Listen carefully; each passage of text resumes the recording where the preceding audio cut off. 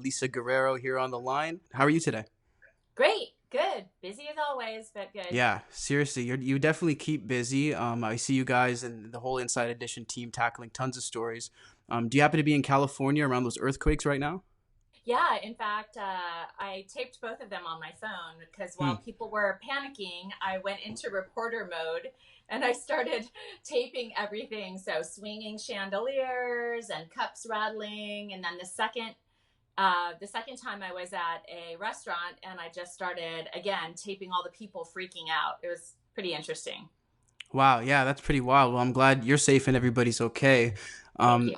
and it's interesting what you do. You do, of course, you're on Inside Edition for a long time now. You do a YouTube channel.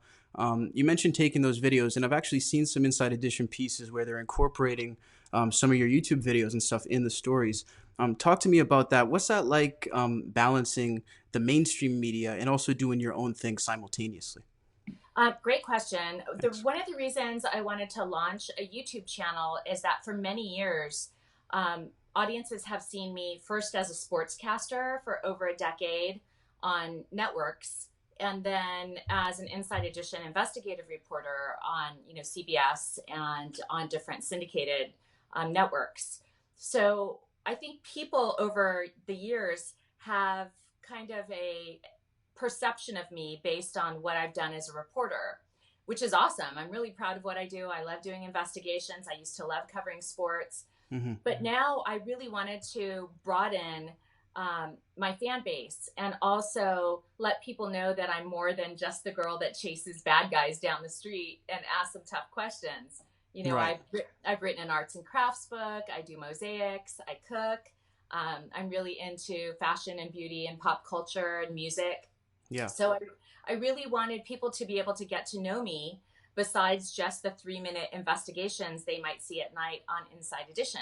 So I started taping content for my YouTube channel, and some of the content Inside Edition was interested in airing as one of their stories. So now they've been using some of my content on Inside Edition, which is really amazing because I think it just shows how diverse the audience is and Yes. how diverse the content can be. So what we used to think of as traditional reporting has changed, and now because everybody has a phone in their pocket, conceivably you and me and every single person watching or listening right now can also be a journalist because you can tape stuff on your phone that's immediate in the moment. We were just talking about the earthquake. Hmm. Um, my earthquake video was shown in Canada, in Europe, and on CBS nationally on the network because I posted it on Twitter about a minute after the earthquake happened. Right. You're on the So ball. yeah, so everybody has the potential to do that, right? Yeah. So if you see, a cop abusing somebody on the street, you can take out your phone and shoot it, and you can be a witness to history. And I think it's important to think of ourselves like that. We all have the ability to affect change. And you might not think you can do it, but if you have a phone and you have a voice and you're on social media, you can affect change. Wow. Well, I really like that. And it's true. Everybody's sort of reporting in their own way. They're reporting their view of the world, their perspective. Yeah. So that's definitely a good point. Now, and it's really interesting that you said that Inside Edition actually approached you about picking up some of the stories. Is that typical for a major media show to be encouraging their employees to be doing side stuff and incorporating it? Because I love that approach, and I think, like as you said, it's changing so much. So to see a major news show incorporating that is actually great to see. Well, I think, over the last couple of years, Inside Edition and CBS in general has really recognized the importance of our digital audience, right? So almost every show that you watch on TV now has a website and they have a YouTube channel and they're on Twitter, they're on Facebook, they've got an Instagram account. So the last couple of years, networks and producers have really recognized how valuable younger viewers are, and that younger viewers are watching our programming on their devices, not at home on TV like their parents do. Yeah. So I think they've been, especially, I think my show and CBS Digital has been really open minded about, trying to embrace these other viewers that are watching our show in a different way. Because the bottom line is this: if you have a story that people are interested in, it doesn't matter where they watch it. They're going to watch it if it's a good, compelling story. It's Exactly. all about storytelling, right? And it's about, do I like the people that are telling me the stories? I like that reporter. I don't like that reporter. So I'm going to watch the content on this show or this YouTube channel because I like how they tell a story. They inspire me, or they make me laugh, or they make me cry. Hmm. It's important for us as storytellers to recognize that we don't just have an audience on regular TV or radio, but it can be, YouTube, it can be on Twitter, it can be shared between followers. So we Hmm. really have to always keep in mind that media is changing every single day. Absolutely, 100%. And in terms of that, what was you guys' response like in terms of the reaction? Because the reaction, especially when you guys released the full interview with Kenneth Copeland, it was so explosive and it was so immediate. Did you guys anticipate that, knowing what you've just explained, or was it sort of a surprise? That's really funny that you asked that, because the interview was done as part of an investigation that we did on televangelists and them spending their donors' money on private jets. Hmm. So we interviewed Jesse Duplantis, we interviewed Kenneth Copeland, we did a bunch of research, and it was actually our second investigation that we've done on televangelists in the last few years. But after we completed the Kenneth Copeland interview, my producer and I and my cameraman, as we walked back to our truck, we were just saying, oh my gosh, that interview was bananas. The entire interview. How do you pick one moment out of that, or two sound bites out of those 12 minutes to put in the story? And we were all just thinking this entire interview needs to be aired or posted somehow. But our show, my investigations are only 3 minutes to 5 minutes. So Yeah. there's no way we could have aired that entire interview on our broadcast show. Hmm. So I actually really bugged them for over a week every day. Please post the whole thing. Our viewers are going to love it. And that's not something they typically do. It had to be vetted by lawyers. Our executive producer had to sign off on it. It took a while to put it together, a week. And I was really bugging them. I have to say, Cassius, I was bugging them every single day. Post That's that interview. good. I knew people would love it because I loved it. I just thought it was a window into who this person was. And you rarely get to see that with Kenneth Copeland. And a lot of these televangelists are surrounded by security teams. They don't do mainstream media. We can request all day long to do a sit down interview with those guys, and they always say no, or they Hmm. don't respond. So this was a really unusual opportunity to see how this guy's mind worked in real Yeah. time. Absolutely. And you guys ran up on him, I believe. Was he boarding his jet right then? He was getting into an SUV. So he was on his way he had just completed his seminar. He was there for several days. Okay. And we had been waiting for an opportunity to have an unscheduled interview with him. And of course, we called ahead of time to ask, and we didn't get a response back. And so finally, we thought, okay, this is a good place to do it because he'll be coming out of the seminar and into this SUV. Yeah. And, this is our opportunity. So, I introduced myself, I ran up and, started talking, and, he could have gotten in the truck and left. He didn't Hmm. have to answer me. It was his choice to have the conversation. And so there was really nothing his handlers could do at that Yeah. point. He was talking and we were rolling. And afterwards, I knew that people were going to be interested. Now at this point, I think the latest numbers were 500 million people have seen that. Wow. That's 500 incredible. million with a B. I mean, it was a worldwide viral sensation. Yeah. And I'm really glad I bugged him. Yeah, seriously, it's worth it. Yeah, definitely. Wow, well that's incredible. And I mean, it's so groundbreaking. That's something that, I miss in television reporting. Like there's not many people who want to go out there and chase a story anymore and break ground. And I think it's almost unfortunate that that's not as common nowadays as it used to be. So I applaud you for that. In terms of the actual interview, and I know you've discussed it, but I just from a viewer's perspective, were there any moments that frightened you speaking to him at all, Kenneth Copeland? If you look at the investigation, and I hope that you guys, if you get a chance, can just Google Inside Edition, Jets for Jesus, or Kenneth Copeland, and look at the investigation, the first Hmm. investigation, because there was a part when I was interviewing Jesse Duplantis, and I was asking him why he was spending his donors' money on these multi-million dollar jets, and his handlers actually manhandled me, grabbed me, and physically assaulted me, Yeah, um, that was to, terrible. to try to get me away from asking a simple question. So that, in that case, I was angry and I was hurt, like physically hurt. I was bruised for 10 days. Wow. So that was pretty crazy and chippy. In terms of the Kenneth Copeland interview, I never felt physically threatened, even though he was pointing at me and kind of in my face with his finger.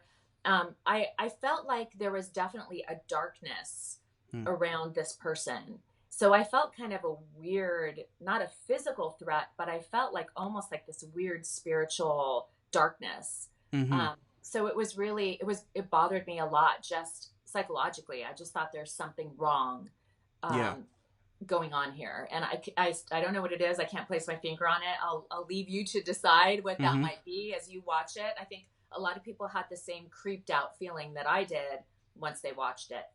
100%. Yeah, it's interesting that what a lot of the viewers are commenting is how you're saying you felt during the interview. So that's definitely interesting to know. You mentioned off the top that again, you aren't only the person who chases stories and does investigations. You've done many things, and you've had a lengthy career. How did this get started for you, and at what age essentially did you get interested in putting yourself out there in entertainment? Well, my mom died when I was 8 years old, and my dad raised me as a single dad. And he immediately got me into theater therapy in order to deal with the grief of the loss of my mom. Oh And wow. I immediately, at 8 years old, decided I wanted to be on stage and I wanted to act because it helped me with my emotions and I loved it. So early on, I knew I wanted to be an actress. And my dad also put me in sports because he was a sports fan. So somehow along the way into my teens, I decided I wanted to be an actress and an athlete. At first, I thought I was going to be a quarterback because Okay. I didn't realize that girls couldn't play professional football. And my Mm, dad never told me I couldn't do anything. So for a long time, I thought I was going to be a quarterback. Uh, okay. but when I got older and I realized, oh, well, that's probably not the path, I started to think about sportscasting. I was a professional cheerleader in the NFL for the Los Angeles Rams when I was 19. And I saw the male reporters on the sidelines when I was a cheerleader. And Hmm. I said to the cheerleader next to me, I said, someday I'm going to be one of those guys. I'm going to be a sports reporter. And she said, girls aren't sports reporters. And a few years later, I was one of the first sports reporters in Los Angeles that was a woman. And I think Wow. I was the first one to earn a contract for CBS here in Los Angeles. So, yeah, I was an early pioneer female sportscaster back in the 90s. And it was a great opportunity. I love sports still to this day. Hmm. And it really taught me to have a thick skin because most of the time I was the only woman in the locker room. And there was quite a bit of hazing going on. And I earned the respect of the players over time because they knew I knew my job. And I Yeah. wasn't there to socialize, I was there to get a sound bite and I was there to cover the game. Hmm. And they really grew to respect me. And some of those players are still my friends today, years later. Yeah. Um, so from that, I spent a decade as a sportscaster. Eventually, my agent and I were talking, and he said, sports is a niche. I think you have a broader potential audience. Have you thought about doing news or entertainment news where you can reach a much bigger audience? Hmm. And I thought about that, and I thought that might be a good idea. And, eventually I did a story. In fact, I was on the cover of Playboy. After I finished sports, I was 40 years old and I posed for the cover of Playboy. Wow. Inside Edition did a story about me at Mm. my age, one of the first Latinas and one of the probably oldest people who have been on the cover. And they did a story about me, and the executive producer of Inside Edition, after the story aired, said, "Wait, do you want a job? You're really good on camera." So they Nice. offered me a 2-year deal in 2006, and here it is, 2019, and I'm still with the show. So I Wow. really had an amazing career, an amazing opportunity. I'm so thankful to Inside Edition. Yeah. Wow. That's incredible. I didn't know that they actually had you in a story, and that's how you ended up Yeah, working with them. yeah, yes.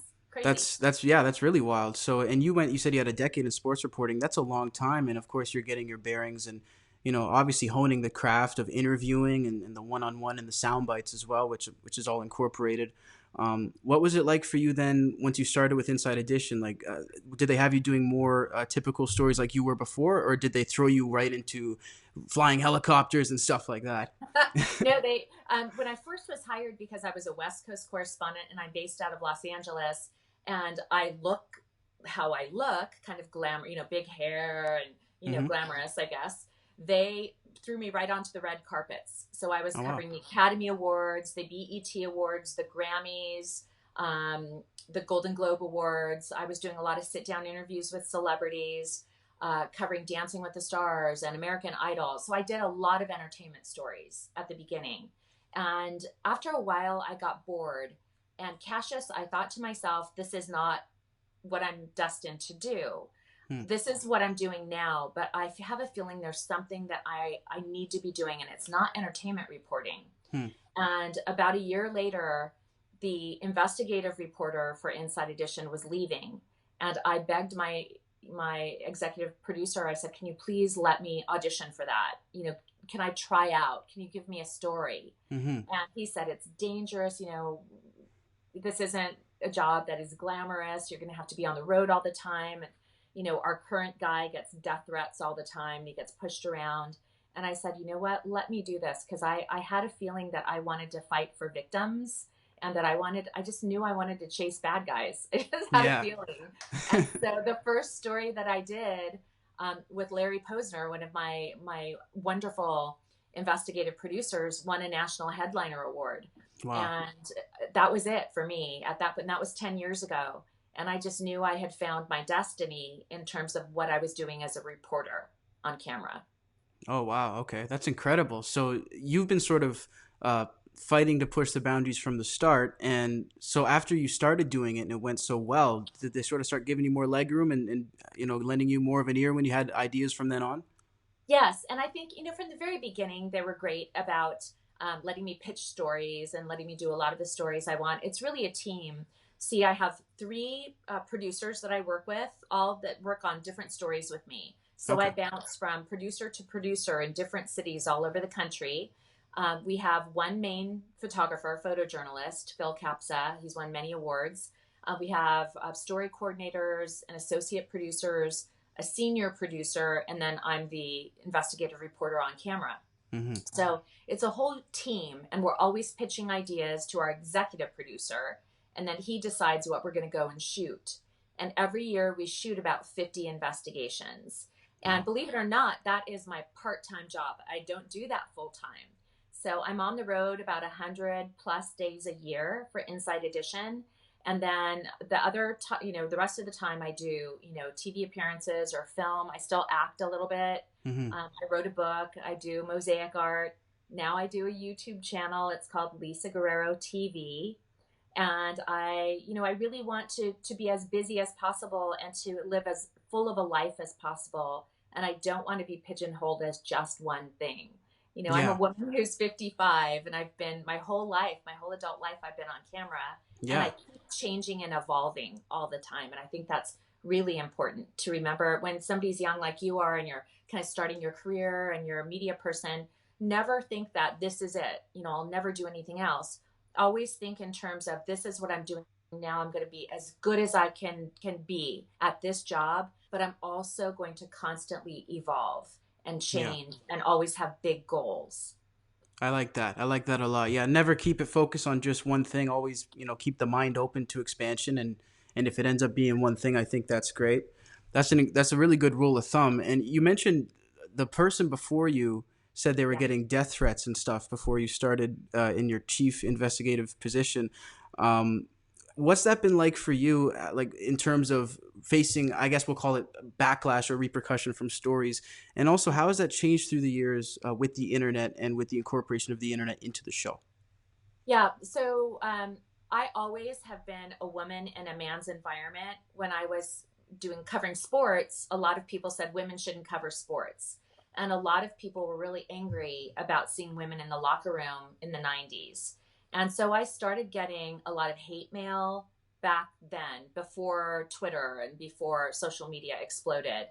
And then with the advent of social media, this is a way that people can contact me directly, or say, hey, I like your work, I have a story idea, or threaten me. And so I found that, about 10 years ago, I started getting death threats and rape threats from people, because we uncover crime and scams. A lot of these people don't want to be outed Yeah. on national television. And so they would threaten me, or they'll get family members or friends or gang members to threaten me. So through the years, I've had dozens of death threats. And, I keep everything. We, let CBS security know. There's a detail here in Los Angeles that specifically keeps an eye on death threats of media figures and personalities. And they know who I am. And when I get threats, I hand it to them.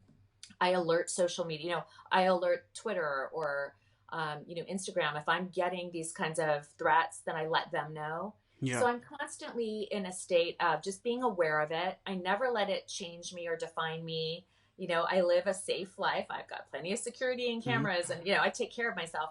But at the same time, it just lets me know how important it is to do these stories, right? If somebody's 100%. threatening you and saying, I don't want you to air this story, then it just makes me feel like, oh, then we're going to air that story, right? Right. It doesn't make me back down. It does the 100% opposite. It makes me stronger. So I Yeah. should send flowers to a lot of the people early on that said, you shouldn't cover sports. You shouldn't do this. You're a girl. Because all it did was just make me even more certain of the fact that this is what I'm supposed to be doing. Right. You can either look at it as something that's going to hold you back and you can like internalize it and believe it, or you can look at it as I'm going to use this as fuel for my fire.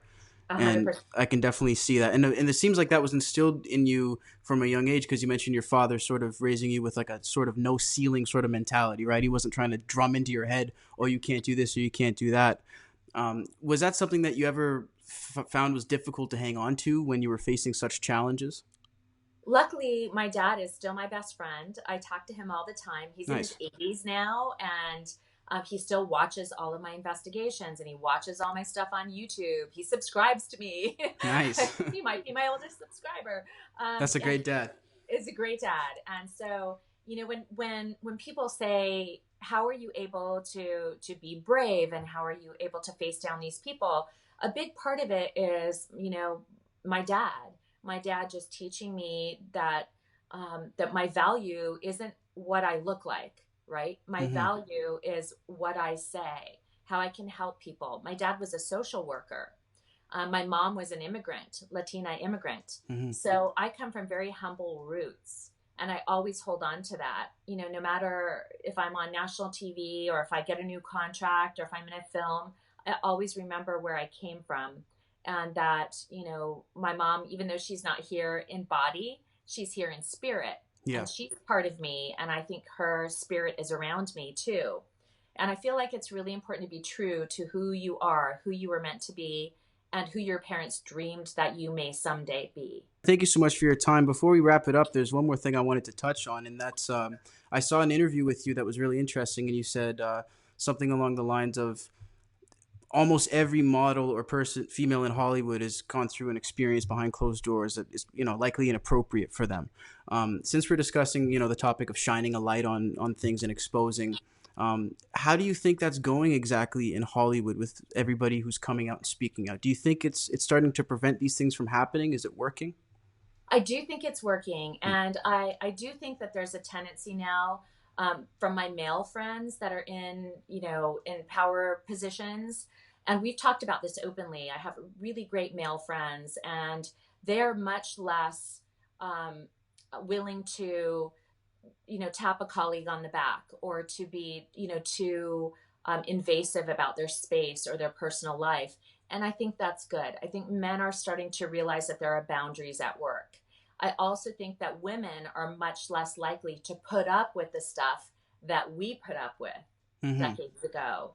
I know, young women that I work with now would never put up with the kinds of things that I had to put up with. I had a producer once when I was in sports demand that I wear short skirts and sit on the side of the set so Hmm. that people could see my legs. And I Right. was the only woman on that show, and I was afraid of getting fired. So I did it. And then I was, trying to talk sports and be really serious, but I was also being taken advantage of and being, stereotyped. And I let that happen to myself. I should have said no. I should have said no, and I Hmm. didn't. I regret it. But now I'm so proud that I think young women are just being able to say no and are Yeah. being much stronger about it. And I applaud them very much for that. I think Yeah. the movement has been really important for both genders. 100%. I think it's good. Yeah, and it also seems to be creating an environment where if someone does stand up and say no, there's going to be more people who understand that and more people that have their back. Yeah. Wow. Well, definitely appreciate your insight, Lisa. Thank you so much. Where can everybody find you online, and of course your YouTube channel? Okay, so YouTube, which I just launched, is Lisa Guerrero TV.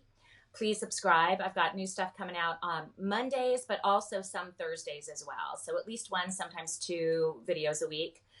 Then I'm on Twitter like a mad woman. I'm on it all the time. Not good. I'm at the number four, Lisa Guerrero. I've got Facebook, Lisa Guerrero fan page. And then I'm on Instagram, also at four, Lisa Guerrero.